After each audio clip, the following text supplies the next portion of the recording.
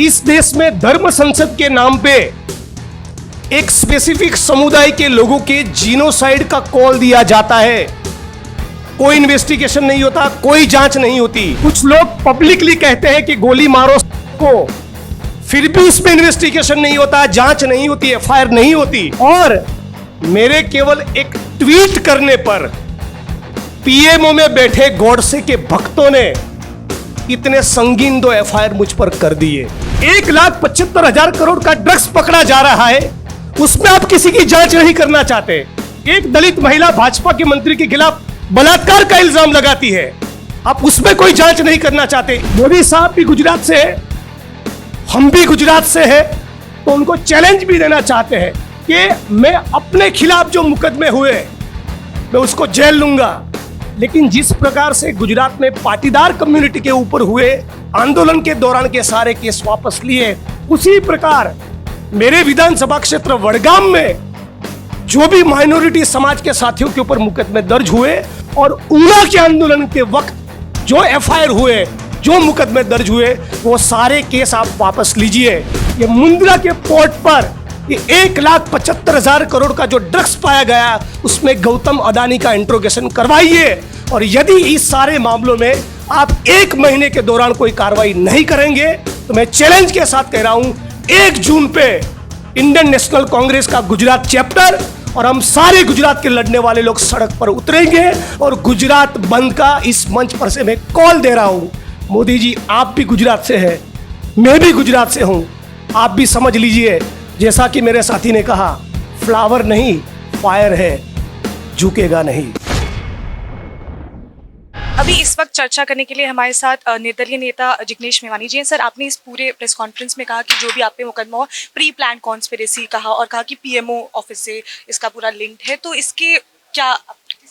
देखिए, मैं आपको आसाम की जुडिशरी ने जो जजमेंट मुझे दिया, जिस जज साहब के बेल ऑर्डर के तहत मैं बाहर आया, उसका एक पैराग्राफ आपको पढ़ के सुनाता हूँ।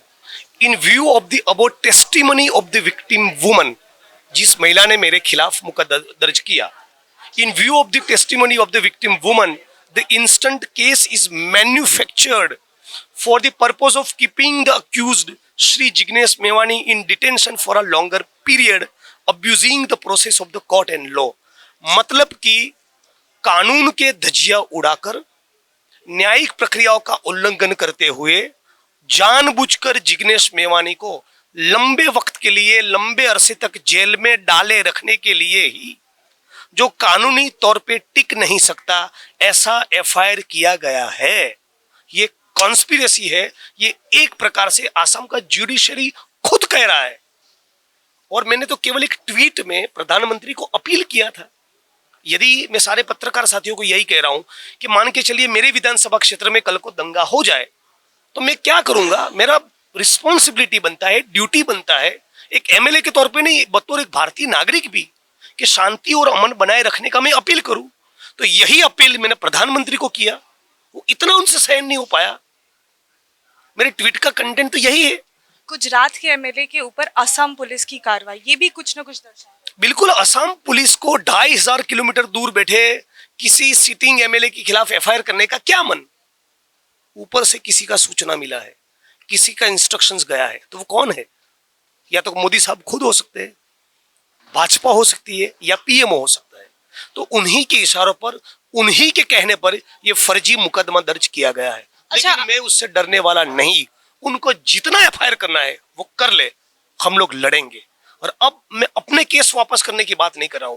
जैसा कि आज मैंने प्रेस कॉन्फ्रेंस में कहा कि ऊना के वक्त जो दलित समुदाय के साथियों के ऊपर जितना भी केस किया है, मेरे विधानसभा क्षेत्र वडगाम में माइनॉरिटीज के साथियों पर जितना भी केस किया है, वह सारा केस वापस लो। और गुजरात में 22 एग्जाम का पेपर जो लीक हुआ, उसकी इंक्वायरी के लिए, उसकी इन्वेस्टिगेशन को लेकर एक एसआईटी का गठन करो। और अदानी के पोर्ट पे ये 1,75,000 करोड़ का ड्रग्स कहां से आ रहा है, क्यों गौतम अदानी जी की कोई पूछताछ नहीं हो रही, इन सारे मुद्दों को लेकर 1 महीने के अंदर गुजरात की भाजपा सरकार ने, मोदी साहब ने ठोस कार्रवाई नहीं किया, मैं सड़क पे उतरूंगा। मेरी टीम, मेरे संगठन के लोग सड़क पे उतरेंगे, पूरा कांग्रेस पार्टी सड़क पे उतरेगा और 1 जून को हम लोग गुजरात बंद करेंगे। असम पुलिस के खिलाफ भी कोई कार्रवाई? मैं कोई वेंडिटा मेरे मन में नहीं है। और मुझे न्यायतंत्र में भरोसा है, मेरी पार्टी के लॉयर्स पे भरोसा है, हम लोग साथ में मिलकर लड़ लेंगे। लेकिन सवाल ये है, यदि एक सिटिंग एमएलए के साथ ये हो सकता है तो आम इंसान के साथ क्या हो? मेरा बस आखिरी सवाल ये, आपने एक और बात कही कि जो सरकार है वो युवा नेता, खास करके जो दलित नेता है उनसे बहुत डर। बिल्कुल, जो युवा नेता है, चाहे वो हार्दिक पटेल हो, कन्हैया कुमार हो, सबके खिलाफ उन्होंने एफआईआर किया, अखिल गोगोई के ऊपर किया। लेकिन यदि आप दलित है तो तुम्हारी ये औकात कि मेरे खिलाफ बोलोगे, ये मोदी साहब का एटीट्यूड है, ये उनके मन में पड़ा हुआ कास्ट बायस है। इसीलिए तो रोहित वेमुला को सुसाइड करना पड़ा, इसीलिए तो प्रशांत कनौजिया और चंद्रशेखर को जेल जाना पड़ा, इसीलिए जिग्नेश को खत्म करना चाहते हैं। मैंने केवल एक ट्वीट कर दिया, और ट्वीट का कंटेंट क्या है?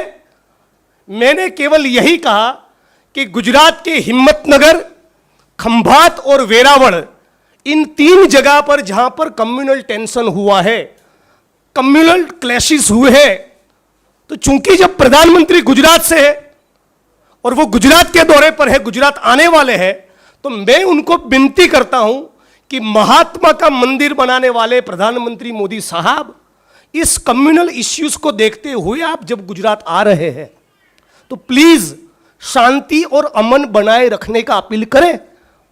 मैंने उनको यही अपील किया है कि आप गुजरात की जनता को कहें कि दंगा फसाद ना हो, पीस और हार्मनी मेंटेन करिए। क्या इस देश में शांति और अमन बनाए रखने का अपील प्रधानमंत्री करे, ये कहना कौन से कानून के तहत ये ऑफेंस बनता है? और यदि उनको तकलीफ मिर्ची इस बात से लगी कि मैंने ये कहा कि गोडसे के भक्त है, तो मैं इस प्रेस कॉन्फ्रेंस के माध्यम से उनको चैलेंज करता हूं कि भैया लाल किले की प्राचीर पे चढ़ के गोडसे मुर्दाबाद का नारा एक बार लगा दीजिए, तो दूध का दूध और पानी का पानी हो जाए। आज जो भी सब्जेक्ट पे इस देश के न्यूज चैनल्स में डिबेट हो, वहां भाजपा के सारे पत्रकार कहे कि गोडसे मुर्दाबाद, तो वो सवाल ही नहीं रहेगा। लेकिन आप शांति और अमन का अपील नहीं करना चाहते, और 19 तारीख को मेरे खिलाफ एफआईआर होता है, मैं सिटिंग एमएलए हूं, अचानक पुलिस रातों रात 2500 किलोमीटर की दूरी तय करके आसाम से गुजरात आती है। 19 तारीख को एफआईआर हुआ, मुझे समझ नहीं आ रहा है उन्होंने कितने बजे फ्लाइट बुक करवाया। कोकराझार पुलिस स्टेशन और गुवाहाटी 4 घंटे की दूरी है, 4.5 घंटे होते हैं। वहां से आप गुवाहाटी पहुंचते हो, गुवाहाटी से बेंगलोर का फ्लाइट, बेंगलोर से अहमदाबाद का फ्लाइट, अहमदाबाद से आप 140 किलोमीटर दूर वडगाम मेरा कॉन्स्टिट्यूंसी, वहां मुझे गिरफ्तार करने आए। मतलब कि कहीं ना कहीं एफआईआर करने से पहले आपके फ्लाइट की टिकट्स बुक हो चुके थे। इट वॉज अ प्री, क्या है, गिरफ्तारी करके मुझे ले गए, तब मुझे बता नहीं रहे। उनको मालूम है कि मैं लॉयर हूं, लॉ मेकर हूं, मुझे बोल नहीं रहे कि कौन सा मुकदमा है। एफआईआर का कॉपी नहीं दे रहे, कौन सी सेक्शंस लगी वो नहीं बता रहे। मेरे परिवार से, मेरे माता पिता से बात करने की अनुमति नहीं, मेरे लॉयर से बात करने नहीं दिया। यहां तक कानून के धजिया उड़ाकर एक एमएलए का जो प्रोटोकॉल और प्रिविलेज होता है उसके तरफ पूरा ब्लाटंट डिसरिगार्ड करते हुए गुजरात की विधानसभा के स्पीकर को भी पताया नहीं, उनको भी पताया नहीं, उनको भी जान नहीं थी, उनको भी पता नहीं था कि हमारे एक सिटिंग एमएलए को आसाम पुलिस गिरफ्तारी करने के लिए आई है। वो जब आसाम पहुंचे, शायद उसके बाद मैं उनकी कस्टडी में गया, तब शायद गुजरात की विधानसभा के स्पीकर को बताया गया कि आपके एमएलए को हम लोगों ने गिरफ्तार किया है। तो मैं तो मानता हूं ये आसाम की पुलिस ने गुजरात की अस्मिता और गुजरात के गौरव को खंडित किया है, और ये गुजरात की सरकार के लिए शर्मिंदगी की बात होनी चाहिए। इसमें उनकी इतनी थू हुई, बावजूद उसके उनको शर्मिंदगी महसूस न हुई। एक महिला को आगे किया और दूसरा एफआईआर मुझ पे करवाया। मैं मानता हूं इससे बड़ी बुजदिली और कायरता कुछ नहीं हो सकती। मैं ये कहना चाहूंगा कि ये है 56 इंच की कायरता, ये है 56 इंच की बुजदिली। आप एक महिला को आगे करके 2500 किलोमीटर दूर बैठे किसी सिटिंग एमएलए के खिलाफ इतना फर्जी मुकदमा करते हैं। और ये केवल मेरा एलिगेशन नहीं, मेरे पास आसाम की जुडिशरी का बेल ऑर्डर है। क्या कहती है आसाम की judiciary? Instant FIR in the second information and seems to be manufactured. ये एफआईआर मैन्युफैक्चर्ड है, यह आसाम का जुडिशरी कह रहा है। उनका कमेंट है, this FIR is not maintainable. मेरे खिलाफ कोई मुकदमा बनता ही नहीं। आसाम की जुडिशरी कह रही है, commission of the offence under the section 353 IPC prima facie is not establish.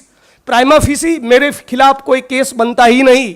No sane person will ever try to outrage the modesty of a lady police officer in presence of two male police officers.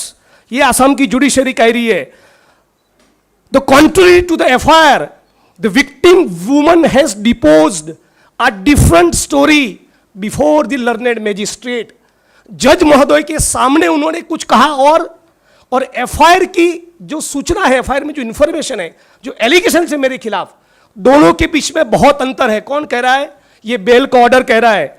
इसी order में जज महोदय ने लिखा है, इन view of the about testimony of the victim woman, the instant case is manufactured for the purpose of keeping the accused Shri Jignesh Mevani in detention for a longer period, abusing the process of court and abusing the process of law. Instant FIR is not maintainable in the court of law. Honorable Guwahati court may perhaps consider directing the Assam police to reform itself. ये court का order कह रहा है कि हम गुवाहाटी की high court को appeal करेंगे कि आसाम पुलिस अपने चरित्र को सुधारे।